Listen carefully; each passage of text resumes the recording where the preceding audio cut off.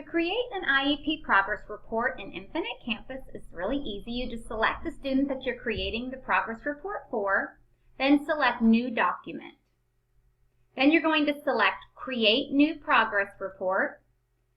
Now remember, mine's a test student, so as always, mine's defaults to the wrong school year, but yours will say 15-16. Just be sure it's the current school year, and click on Progress Report, and then select Create Document. Now here's where you're going to put the report date. You're going to put the day that the IEP progress reports are due. So this is the day you're going to actually be emailing them. And remember, all progress reports are sent via email, not K-mail, to the parents, and they need to be password protected just like you do any other IEP document. And you will not send these out to the parents until the actual day they are due. So I know our first round is due right now on October 9th, so I'm going to put that report date. Then you're going to select the IEP that you are doing the progress reports for. Mine is a test student, so I have a gazillion choices. You will obviously not have that many choices, so I'm going to select my IEP, and then I'm going to click Save. Now I'm going to go down to Progress Report, and this isn't anything you need to do. Your report date stays the same, but click on Goal and Objectives, and this is where you're going to add the goals for that student that you are progress monitoring. The tricky thing here is mine's a test student. I only have 2 goals, but if you have a student that has a lot of goals and objectives, unfortunately there's not a way to just click all of them and allow you to add them all at once and then go back and add the data. You have to click each one separately and then include the data. So you're going to select the goal, put the progress, emerging, progressing, or mastered. You really want to steer away from not yet introduced. So you would select emerging if it's not one that you've selected. And then you can put a little comment note. Remember, if you have related service, like any kind of therapies, you want to make sure you include their goals in here as well with the data that they've sent you.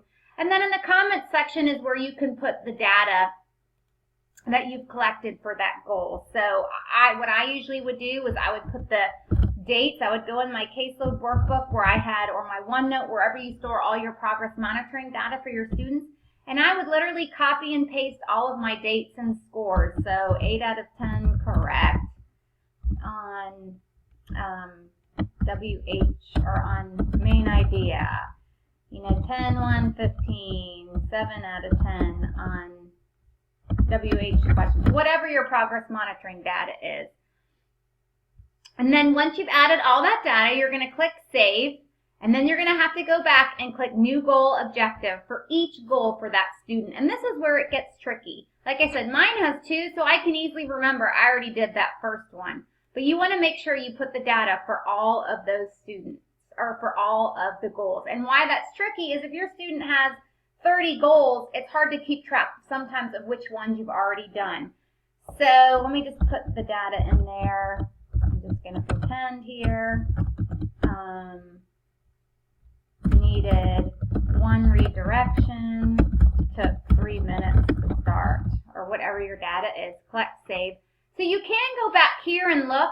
This is when a dual monitor is great because you can have the student's current IEP on one screen and you can have your progress report that you're completing on the other screen, just to cross-check that all of your goals, because you can look here and click on them to double-check. But you really want to make sure all the goals that are in the student's IEP are listed here. Once you're finished with all the goals, you're going to select Print. You're going to choose your print or your save as. You want to save it as a PDF, and then again, you're going to password protect it with the student's birthday and month, day, year, and email to the parents. If you have any questions, I'll be happy to help, so just let me know.